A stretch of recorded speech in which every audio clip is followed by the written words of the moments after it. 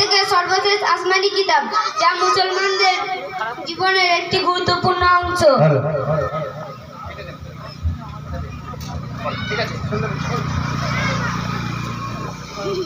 এটি 14 শতকের বেশি সময় লাগে হযরত মুহাম্মদ সাল্লাল্লাহু আলাইহি ওয়াসাল্লামের মাধ্যমে আরবিতে অবতীর্ণ হয়।